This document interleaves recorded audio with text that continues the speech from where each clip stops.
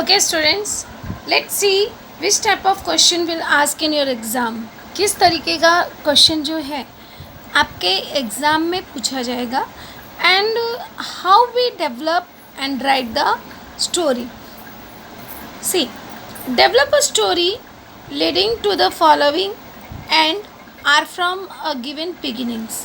तो इस तरह से आपको दिया रहेगा कि एंडिंग के आधार पे या बिगिनिंग के आधार पे आपको स्टोरी डेवलप करनी है. अब जैसे मैंने जो ये क्वेश्चन दिया है, it's a depend on the ending, it's a and part of the story. ये जो है एंड पार्ट है, स्टोरी का एंड पार्ट है. तो यहाँ पे इस तरीके से दिया रहेगा डैश डैश डैश. अगर पहले डैश है it means that is your ending part. अगर यहाँ पे शुरुआत में रहेगा तो शुरुआत में कुछ लिखा रहेगा एंड आगे डैश डैश डैश दिया रहेगा, तो it means that is your beginning part. तो it's your ending part. Let's see कि हाउ वी राइट अ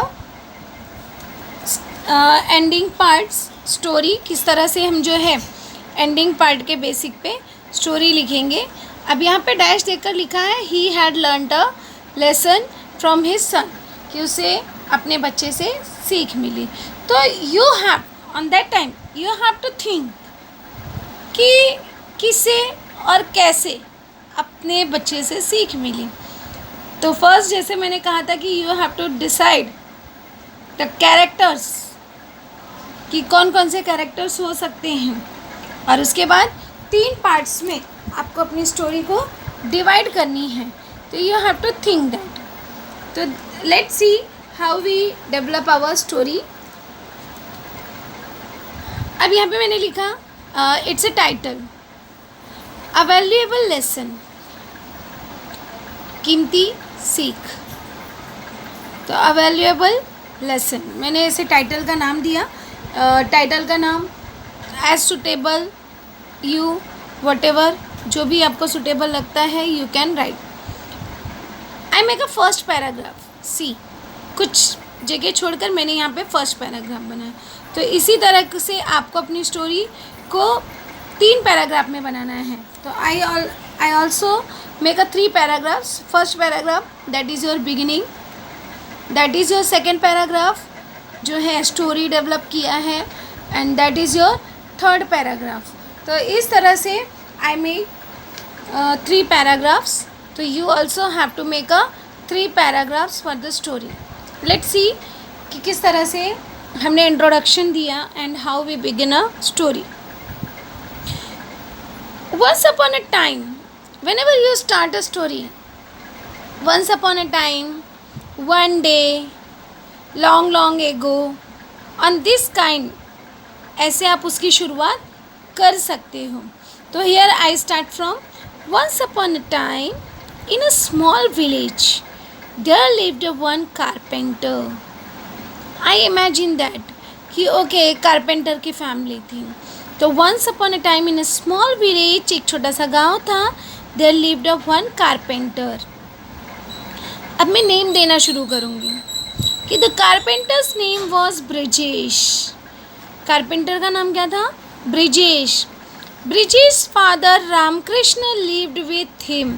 अब ये सब कैरेक्टर्स हैं विच आई डिसाइडेड, जो मैंने डिसाइड किया.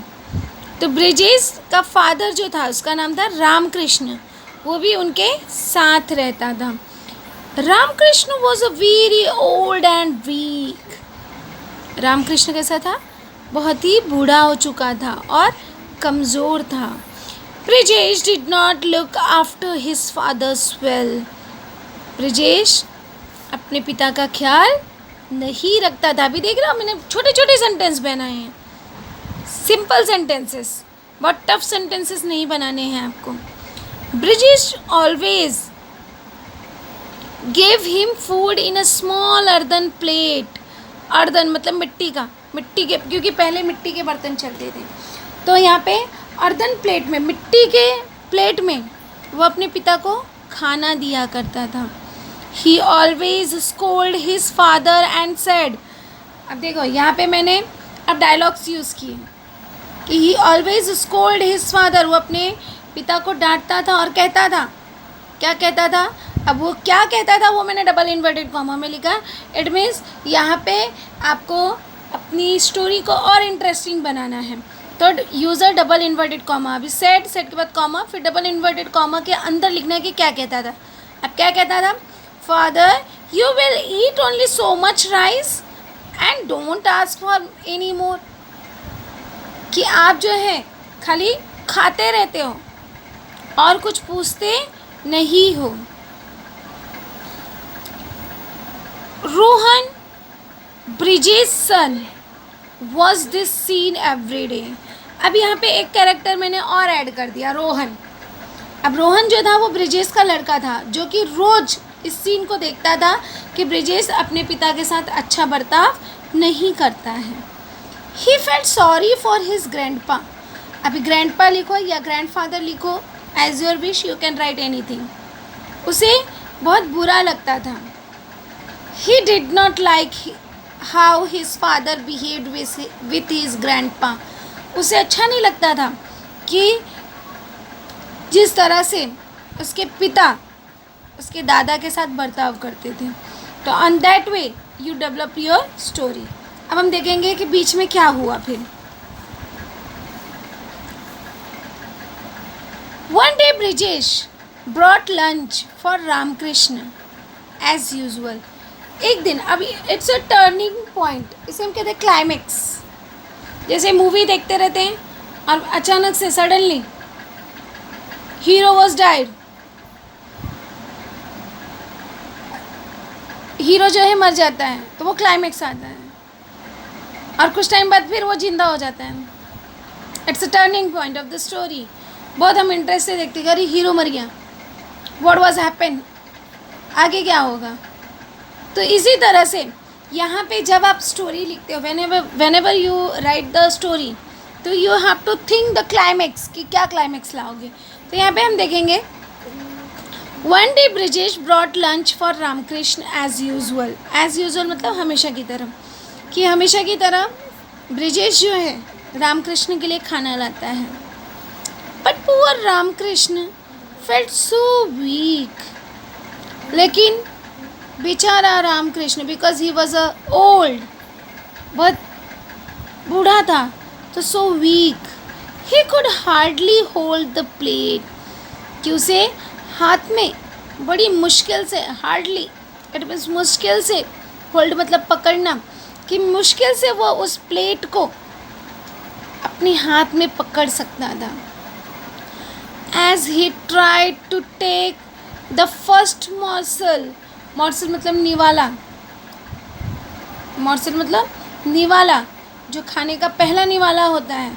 तो उसने जैसे ही फर्स्ट मॉर्सल लिया, पहला निवाला लिया, द प्लेट फेल डाउन,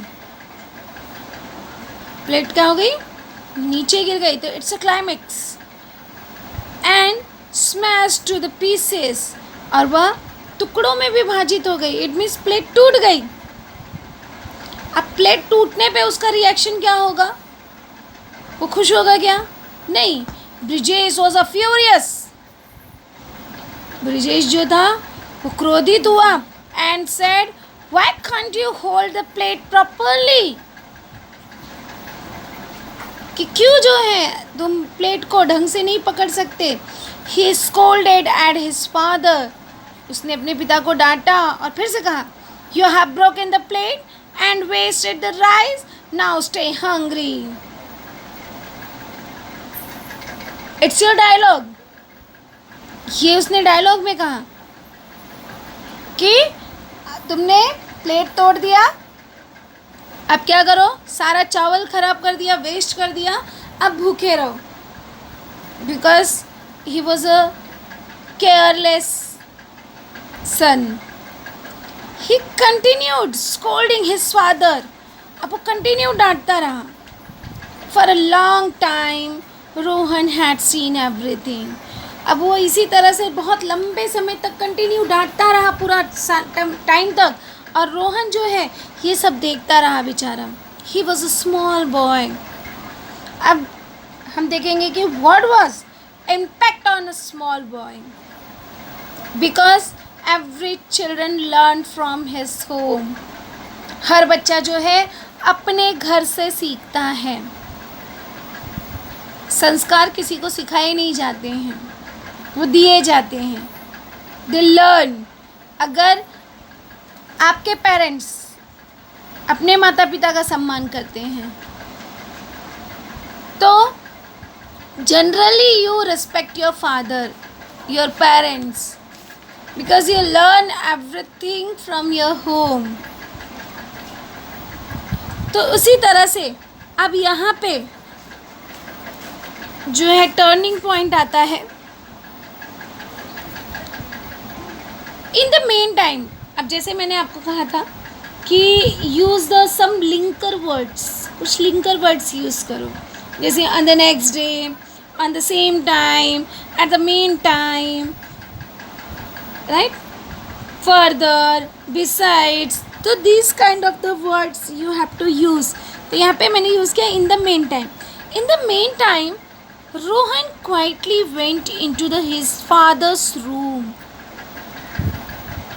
अब उसी समय वो क्या गया, चुपके से वो अपने पिता के कमरे में गया and got out his father's tool, और जो भी औजार था, tool, because he was a carpenter, वह जो है कारपेंटर था, तो इसके लिए वह जाता है और उसके जो भी टूल्स थे, औजार थे, उसे लेकर बाहर आता है। He took a piece of wood, और एक लकड़ी का टुकड़ा लेता है and immediately set about to make a plate out of it, और तुरंत जो है वह प्लेट बनाने बैठता है। अब वो प्लेट, छोटा बच्चा जो है वो टूल्स से प्लेट बना रहा है, लकड़ी का प्लेट बना रहा है। तो ब्रिजेश वॉज सीइंग एवरीथिंग। तो ब्रिजेश